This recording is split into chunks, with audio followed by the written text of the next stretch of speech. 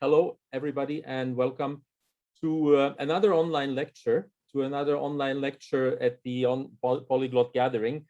And we're counting into the year 2021, and I still can't believe that we're another time online.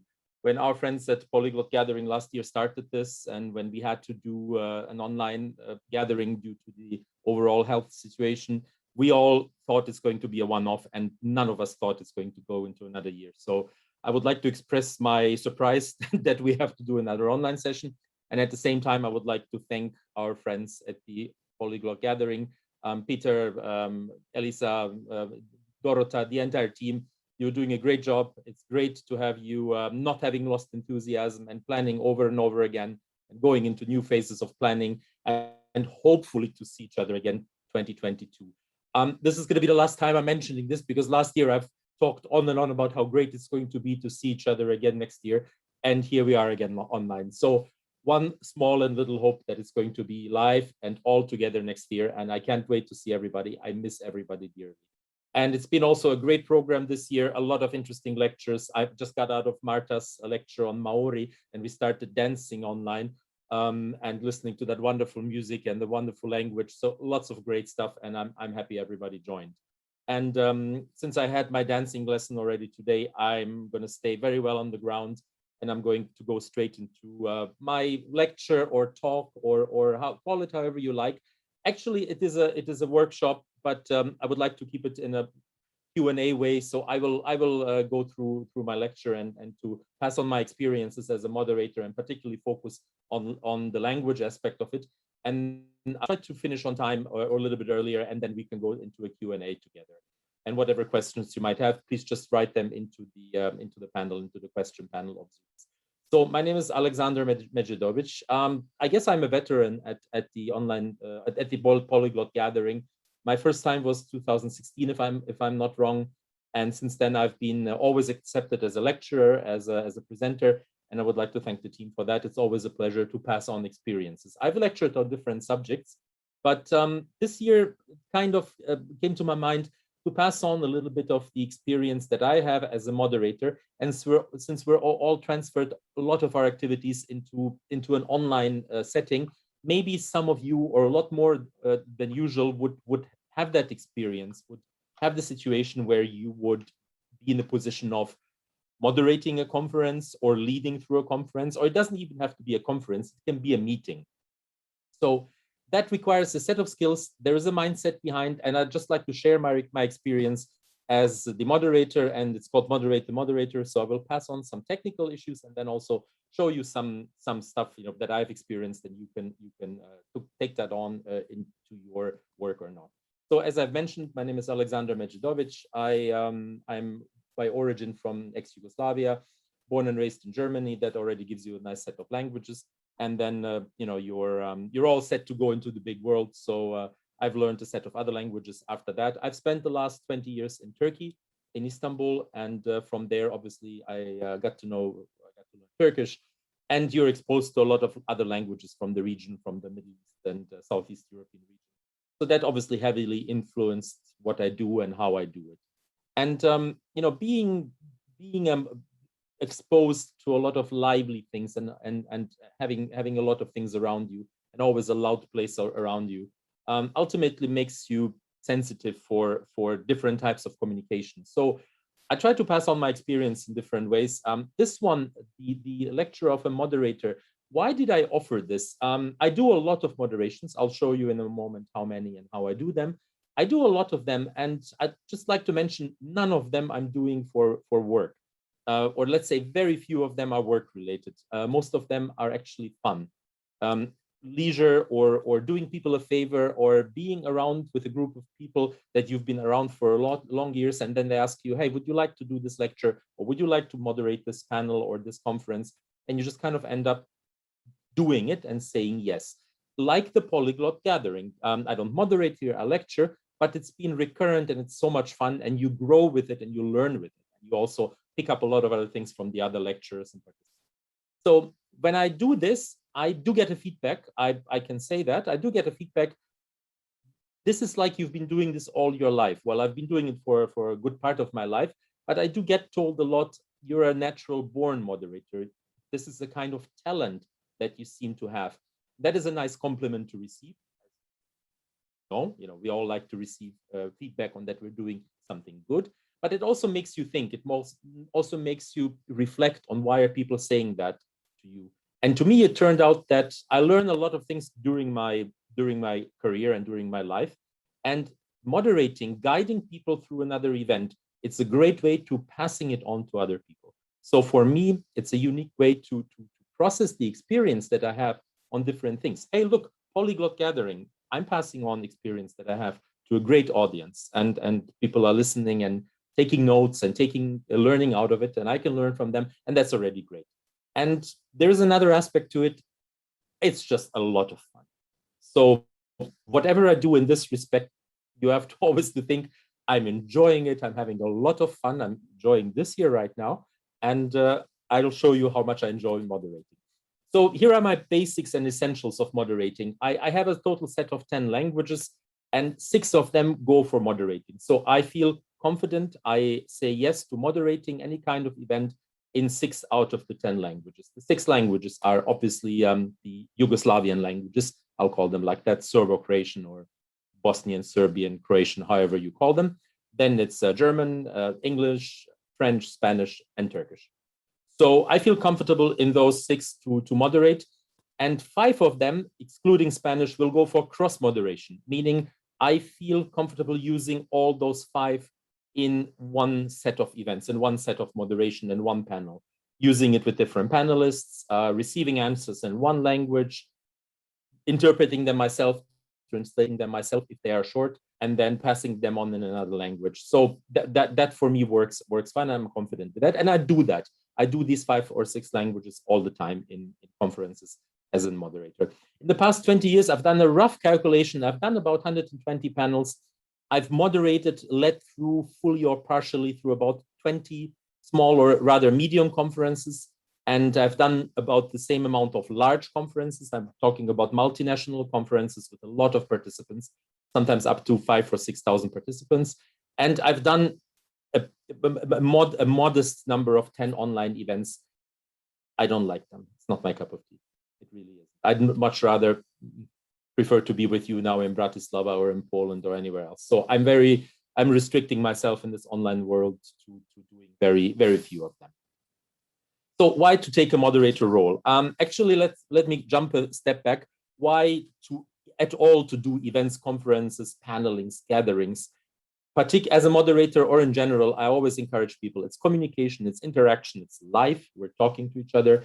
It's about learning and experience, and it's about engaging yourself and also testing a little bit your horizons and limits. So great occasion. Don't miss it if you get it. Why to take a moderator role? Moderating means essentially, guiding people through an event or through a part of the event, but also, as you see, moderate. It also means keeping them under control, and that's the interesting part. If you get the chance, to guide people in a way, to also manipulate a little bit in a positive way, in a neutral way, then that's a great role. I like that role. I like guiding or leading people through. So don't take a moderator role if you're afraid of public speaking. It's not going to work. If you're afraid of speaking to an audience online or offline, it's not going to really work out unless you want to learn it. Then moderating can be a good way to reach it. If you're afraid of unusual or unprepared situations, also don't do it, or prepare yourself very well, because during a moderation, a lot of things can happen. During the next 45 minutes, anything can happen, and you need to be comfortable with it if you are in charge, if you're here on my side of the camera. If you're uncomfortable about several thousands of people watching you when you're potentially making a fool out of yourself, I'm meaning this, of course, in a humorous way, then it's also a little bit tricky. If you're afraid of people reacting in an odd way or even laughing at you in a good, in a positive way, not in a mean way, then it can get a little bit tricky. And also, if you're afraid of using your languages, if you only, forcefully like to stick to one language and never leave that comfort zone, then, really also it's to reconsider what kind of setting you want to select as a moderator. However, if you're having fun, like me here, then then do it, then go for it, and take any chance or take a chance, that you get to be a moderator. This is at a conference that I've been moderating for many, many years. I'm a regular there, and I love the stage. I take the stage, I play with it. So, I as you can see there, I feel very comfortable in doing what I'm doing. I have a positive attitude about performing. I test and stretch out my leadership role. Here, this is a panel of very famous influencers, and we all know how powerful influencers are nowadays. And this is a panel of very famous Turkish influencers. They're almost, religious figures in the travel industry. They write about all these fancy travels. They travel first or business class to Australia and blog about it. And they've engaged in a discussion among themselves, and it was my task to cut them because they were over time. So I kindly intruded the stage. I stretched out my leadership role, and I just told them to stop. It wasn't easy. You don't stop influencers exercising their influence, but it was my duty. It was my task that day. So I did, and you can imagine their delight was limited, but the show must go on, and you have to perform your tasks. So the moderator role is basically about being a leader, stretching out the leadership role according to your mission, and also give and receive impact, feedback, and improvement options. It's also about communicating. One of the influencers came to me after that, and he complained, and he said, I didn't like that you interrupted me. I said, I'm so sorry, I'm really sorry. What you were saying was very interesting, but we had to go on. And of course, being on the stage, in the center stage, and leading through things, you become famous. It's an option to become famous. It sounds a bit pretentious, but also to take other assignments. For me, the moderating role was the beginning of a role that I have sometimes on TV. And in quite a few countries, I go out on TV shows, on news shows, commenting on the issues that I'm an expert about, and I'm an expert on Turkey and Middle Eastern issues. And ultimately, that led to you being asked to comment in TV or for the press or in other forms of media. So, becoming famous is a result of it. How do you become a moderator? There is no direct path into it. You can take courses. There's a lot of schools, a lot of educational institutions offering moderation courses. You can learn the basics. You can train, but will you really learn? Will it go inside you? You need to have a certain talent, and you need to be ready for trial and error. You need to have that openness. You can learn certain techniques. I never did. I never attended any kind of course, any kind of moderating course. It's really, I think, a talent that I just have, and I picked up on it and grew with the experience. It's good to make a strategy and follow that road. You need to say what you want to do. Do you want to make money with it?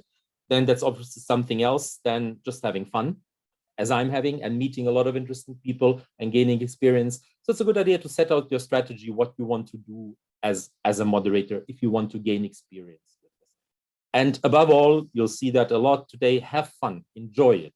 If you enjoy it like me, it's great. You're just gonna have such a good time. So I really enjoy it. And then you need to find out, are you really a good moderator? Are you a natural born one? Or is it maybe just people flattering you and you have no clue what you're doing? I asked that question myself a lot, also after the events, after the duties, performing the duties. You need to have a kind of scale of measurement. You say, am I displaying fear, or am I good with it? You need to have a good memory. You really need to have a good memory on reading and then talking about it. Visual memory, technical, remembering technical details, remembering when to be on one side of the stage or the other. So all of that is part of how you can measure yourself. You cannot have inhibitions vis-a-vis the rich and famous. I ended up with politicians on the stage. I ended up with prime ministers and heads of government, very famous TV journalists, and I moderated their appearance on that stage.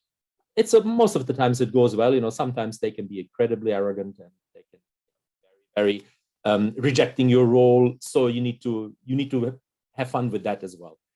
You need to be a kind, empathetic, and passionate person. I dislike leaders or moderators that make fun of their guests. You can do that if you're like a David Letterman or the late Larry King. If you have 3 years of experience and get paid 5 million euros a year, even then, I don't think it's nice to make fun of people, to derogate people on stage. But obviously, it depends on the role that you have. But I always try to be kind, empathetic, passionate. If somebody is nervous, obviously you don't make fun of him or her. You try to be accommodating and try to be a kind person as you are in real life. I think I am. You have to display your knowledge and competence, and you have to be ahead of people, meaning you also have to know most of the times a little bit more than the other people that are on the stage or that are backstage. So it's a lot of running ahead of the tasks that you have. And there's another point. You shouldn't be afraid of showing it. Even if you maybe haven't read really everything about the topic. If you're about to talk about e-cars and electric mobility and batteries, it's a very complex topic. And if you haven't read all about it and run into a situation where you have to interfere, you have to help yourself. You have to help yourself with this. Read maybe last minute, on your mobile or on your tablet. And you won't always do 100% well on that, but you have to be comfortable with it, sometimes even also making mistakes. So a lot of people ask me, how do you get those moderator assignments? How do you get on being a moderator? I can say, how do we get on being on the Polyglot gathering? You apply. There is sometimes of formal ways. You apply, you get selected, and you get invited. But actually, moderating is a tricky task. The organizer needs to have a lot of trust in you, because essentially he's delegating a part of his work to you. If he's organizing the conference, then the moderator is taking a part of the job. So you have to know the game. You have to know the stages. You should know the important conferences. You follow the important conferences. If you're just listening now to Polyglot Gathering and say, hey, one day I want to be a speaker, you obviously are following, how people are doing, and eventually one day you become a speaker yourself. You meet with the event organizers and you keep in touch with them. If you're coming next year to Poland, to the Polyglot Gathering, take a moment and talk to the organizers. Introduce yourselves, make yourself known, and that establishes a relationship that you can build on later on, and probably get an assignment to do something for the conference. Then work your way up. Be happy if they offer you small assignments. If somebody tells you, well, we've got this moderating this panel, but it's really a panel at 7 in the morning, then you need to start small. I've done a lot of those. I've done late night panels. I've done Sunday morning at 9 o'clock where nobody turns up. But that's how you gain experience. That's how you get a lot of experience. And again, be flexible. Make sure it's known that you can do on short notice, that you can accommodate changes, that sometimes your panel gets canceled. You've done all the work for nothing. Then obviously you don't make a huge scandal. You just deal with the situation and you say, hey, that's how it is. Let's do it better next time. So there's a lot of flexibility. And of course, it's always word of mouth versus visual communication. I don't have a website. I don't have anything indicating that I'm doing this, what I'm telling about now. It's word of mouth. People talk about you, and that's all. For me, that's the best advertising. So how to climb to more duties? You become a regular. You show fidelity, loyalty, and persistence to one of the events, as the Polyglot Gathering or as my conferences. You communicate about your wish to progress. When you end a conference this year and you've done a great panel, you tell the organizer immediately, I want to do the next panel next year. I want to do the same thing next year. So that's a way of also letting them know that you are loyal to their program. Again, flexible. Doesn't work out this year, it's going to work out next year. And search for alternatives. And so I do, and this is one of my favorite moderating roles. In Turkey, I actually have a brand, and I moderate conferences as Alex Abi. And this is Turkish, and obviously it basically means brother Alex, or uncle. It actually means Uncle Alex. As I progress in age and I get more gray, it more suits Uncle Alex. So I'm Uncle Alex, and that's how I'm known at the conferences. And people book you as that. They ask for you to play that moderating role. And I'm just going to give a couple of technical hints and then move into the language side. So you need to organize your tasks and duties as a moderator. There's one very important rule. I cannot emphasize that enough. You have to serve your master, not yourself. I am here to serve you and to please you, my listeners, and the organizers of the conference. This is not about me. This is not about me being in the middle or central. I'm here to do a certain task, but it always has to be as a service to the one who hired me. There's nothing worse than having these moderators who are putting on shows for themselves. A little bit of a case, fine. But obviously, if it becomes a one-man show, then he's not going to be back next year. You communicate timely and duly on task, expectations and limits. You have to keep in touch with the organizers, and you have to be very, very aware of what's going on. You have to set the limits, and you have to set your authority. Take the authority from the organizer of the event to stop people, to kick people off stage. I've had situations where I had to kick people out of the stage, where they were starting talking nonsense, getting into religious discussions, insulting other people. And you need to know whether you're allowed to do that. If the organizer says yes, then you do it. If he says no, get me and I will do it, then obviously you need to find a way to get them to the situation. So you really need to set your limits and your responsibilities and your authorities. You need to work out and share ideas. You need to communicate with the organizer. And of course, you need to have this concept of the panel that you're going to moderate and the technical setting. And there are two types of preparations. One is what I call the intellectual. You have to know your participants. You need to do research about them. You have to know whom you're moderating, whom you're talking to, have their CV, have their photo, verify if that information is correct. So it's a lot of work. It's actually like writing an article. It's like writing a script for something. You need to have all the research with you. You need to communicate with the participants. You need to be, proactive, interactive. Tell them, I'm going to be your moderator on that and that day, and you have the opportunity to ask me questions now. You can tell me your wishes about the questions that you want to be asked or certain aspects to be covered. But also you can be just a silent conversation partner. There's a lot of people who don't have time for this preparing the conferences. They're getting your mail. You're asking them, please, let's get together. Let's have a pre-meeting. Most people don't have time for that. They appreciate knowing who's going to moderate the panel, if they are the speakers or the panelists, how they can reach him or her, and essentially just to know that they can trust you and that they're not going to be exposed to something they're not prepared for. So make yourself visible, but even if you're silent, even if you haven't talked to most of the panelists that are ending up at your panel, it doesn't really matter. It will be okay as long as they know that they can reach you. Know your topic. As I said before, you need to do a lot of research to know what you're talking about, and also to have a lot of secondary information.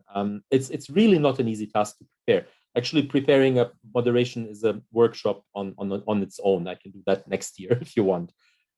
You prepare your moderator cards, those famous cards. I started using a pad, an iPad for that, a tablet, but that can die.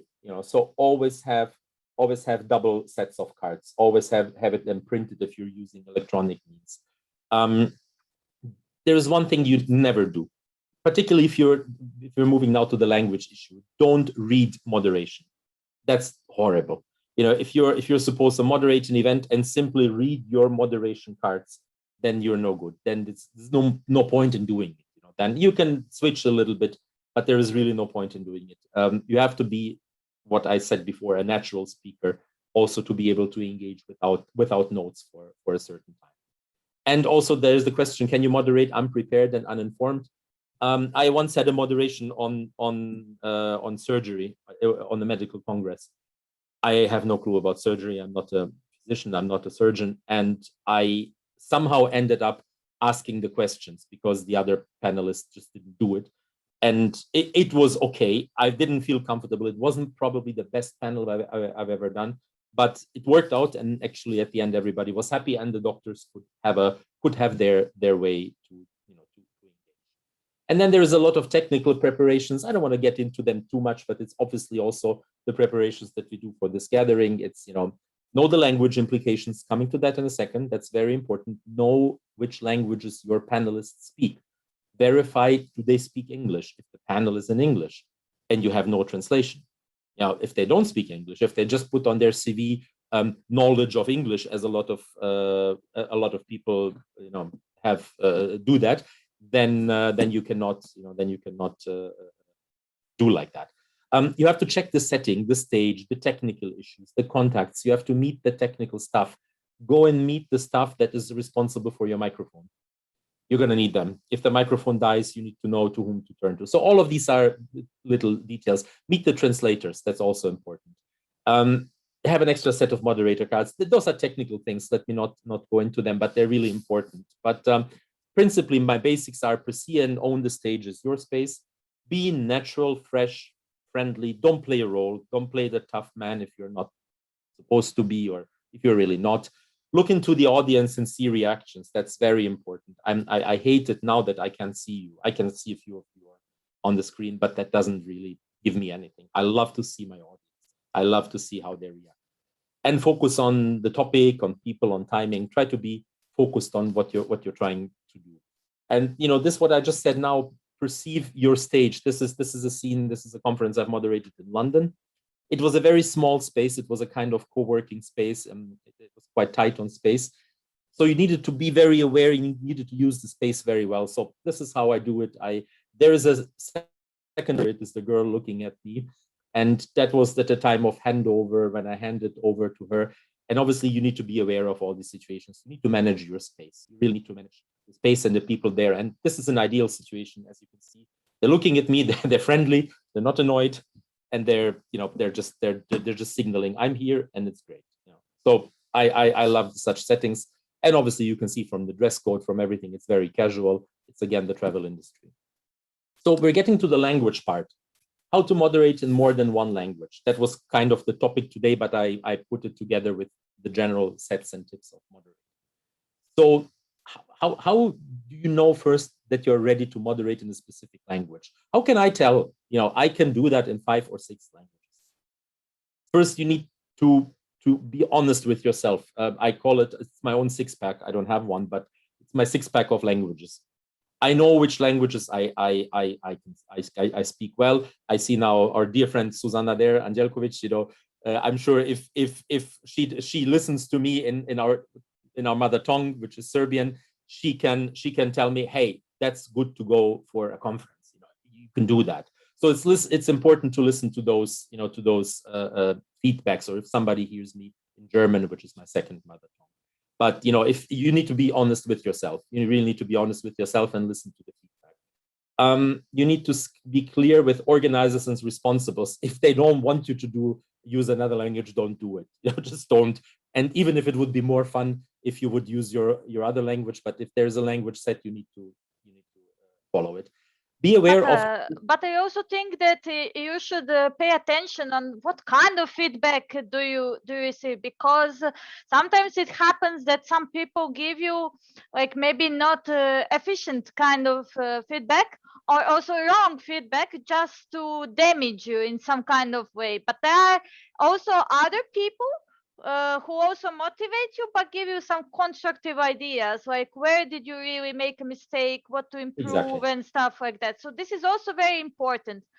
To be honest, I deleted a couple of people just because they tried to kind of trick me and like not to give me some constructive ideas, and they would always say, oh, that's bad, oh, you didn't do this well, or whatever, without giving me information what should I do. And especially when I check and I realize that I was right. This is what actually I hate. Like, I prefer not to be given any kind of feedback if it is not correct. You know what I mean?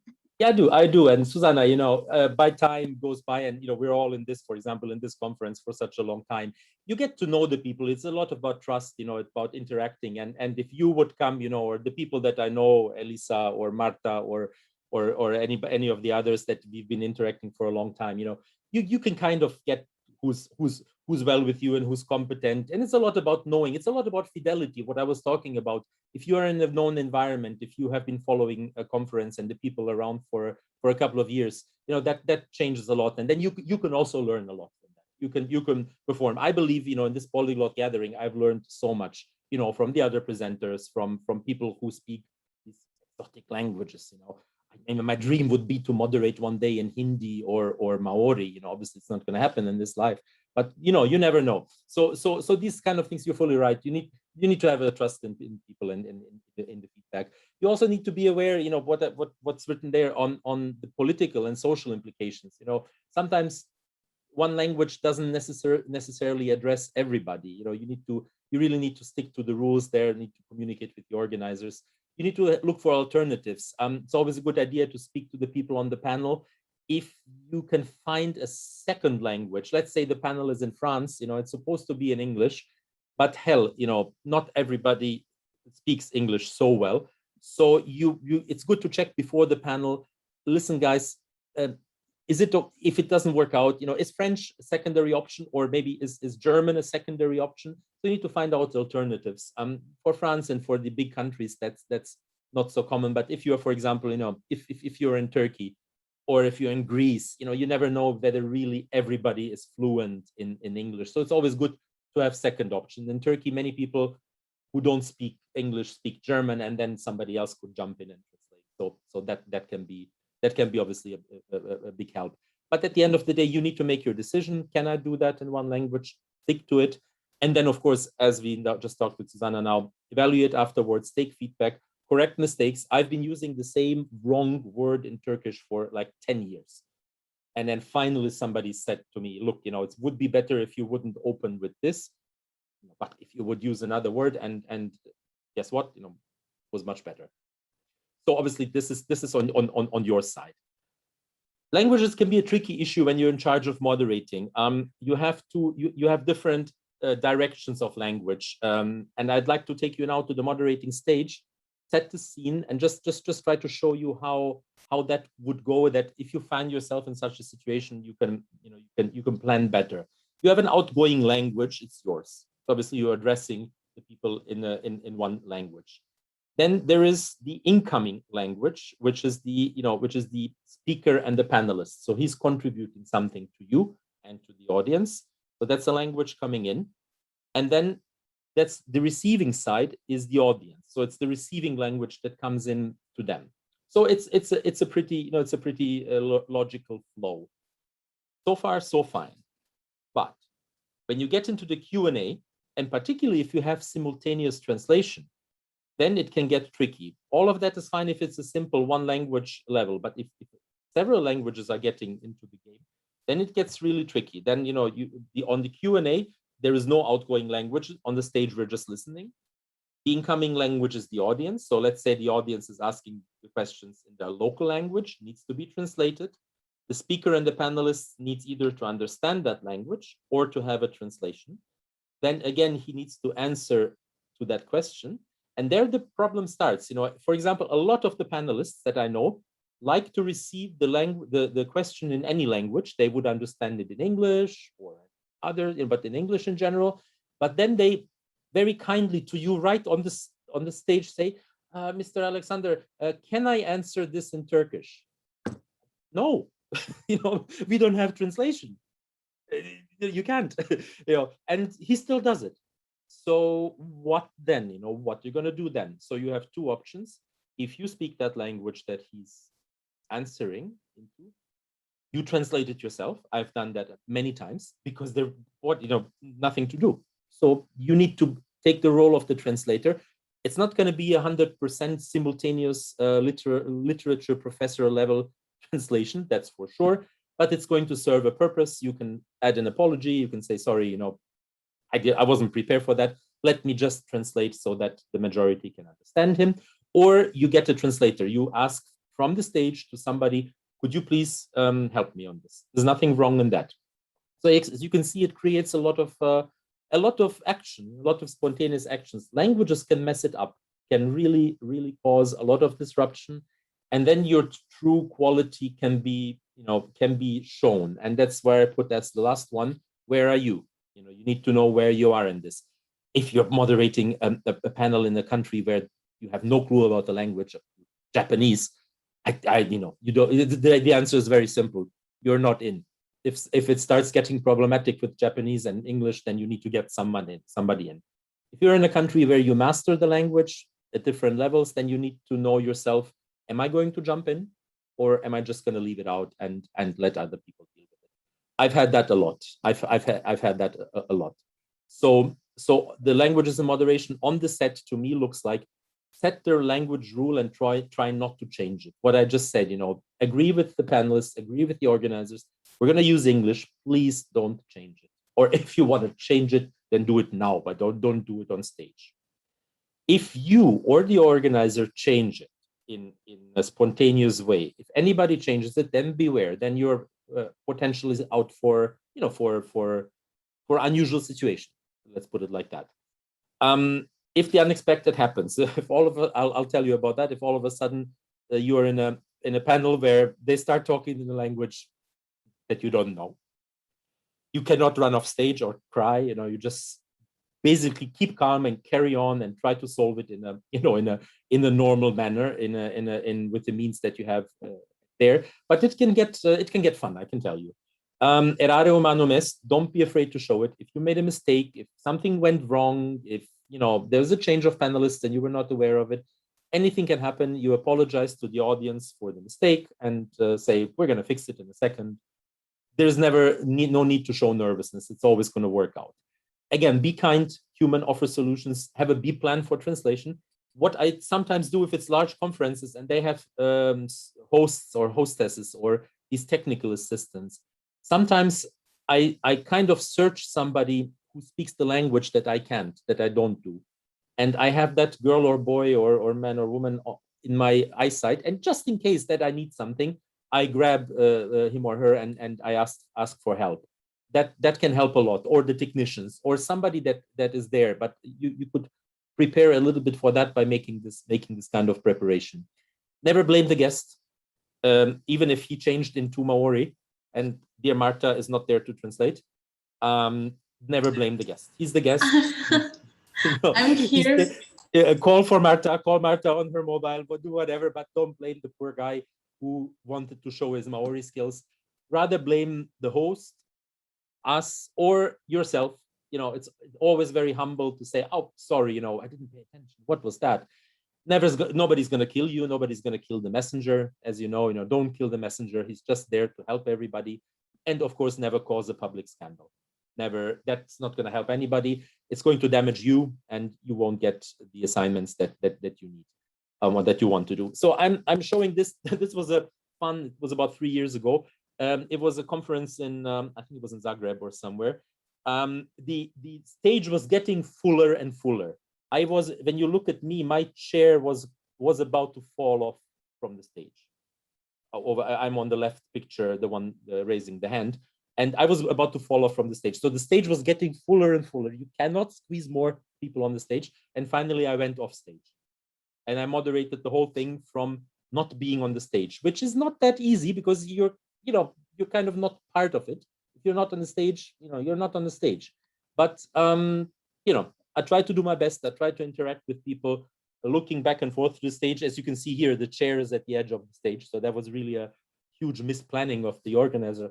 Hell, it worked out. It was a great conference. But really, the setting is sometimes so important. And on top of it, maybe you can see from there's only one person not speaking Croatian.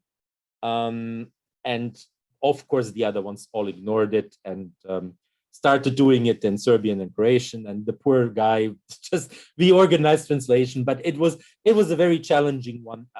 As you can see already, from the physical setting, I remember that one as an extremely positive experience. I learned a lot there. It was really fun, and I actually became very close friends with all of the panelists because it was a very sharing experience.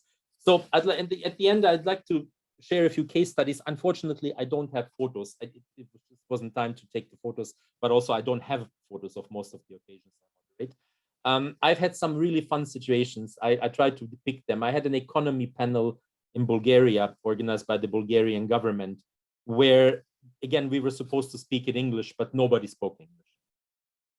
And everybody had different interests. Nobody really wanted to be on the panel. They were expected for one-on-one meetings in other parts of the building. So it was a lot of unexpected stuff. It was probably the most chaotic and the fun panel that I've done. But I do remember it because somehow we solved it at the end. I did it with simultaneous translation, and somehow it worked out. But that to me shown that if it's a specific economy, it's a small economy like Bulgaria, you need to be prepared for a lot of unexpected things, because obviously, they may not have this experience of dealing with always on such an international level. It's not only Bulgaria, it's 2/3 of the countries around the world. So the more specific the country, the more you need to be expecting the unaware. Prepare the unprepared. I had a panel with 5 heads of government taking place in Vienna. All of them came. They were all very friendly. They had no clue what they were doing there. The heads of government, the prime ministers, were all very nice, very lovely. And we ended up talking about anything but not what we were supposed to, because there was no preparation time. They simply just came there from another conference and try to be there. So sometimes you need to take it like that as well. You wanted to do one thing, but you ended up doing a totally different thing. The most fun events are in Asian countries: Japan, China, Korea. I was once on the panel on design. I moderated a panel on design. Japanese speakers, Japanese audience. They didn't even listen to me. They just carried on in Japanese. And you were just there as a decoration, looking nice, looking at them, absolutely no clue what is going on. So I felt like deleted. The funny thing is, after that, they came, they thanked me for the moderation. I received a plaque, a kind of poster. Thank you for moderating the panel. I'm like, you must have been in another panel. I don't know, but I wasn't there. So that was fun. Just, you feel like, okay, never mind, next time. Bermuda Triangle, I call it. Diplomats on a panel in Rome. It was a panel about economic development. Everybody wanted to use their own language. We had a diplomat from the Emirates, from Sudan, from South Africa, everybody wanted to use their own languages. They tried to translate back and forth into Italian, then into English. You lean back, you enjoy, and you really cannot do much about it then. And the best fun was in Egypt. And it, you have those moderator cards and you just kind of throw them away. No need.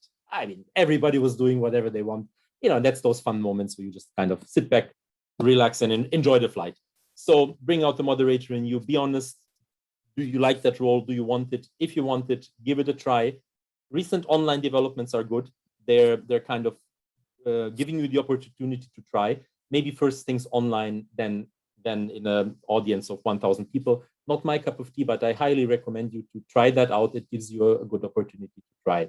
Go for the live experience. Go back to the live conferences and panels if you can. When we all go back to it, it's going to be fun. And if you like it, progress, evolve, evaluate yourself, and have fun. And my own personal conclusions: assess with a realistic view, but also with courage. Moderating in another language, possibly a new one, can be a great trial and a learning experience. I've learned a lot in that. You can prepare up to a certain point, and then after that, you just have fun and enjoy it.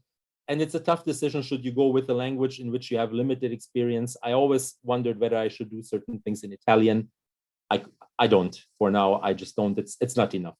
And is it worth the risk of making yourself a fool or not performing well?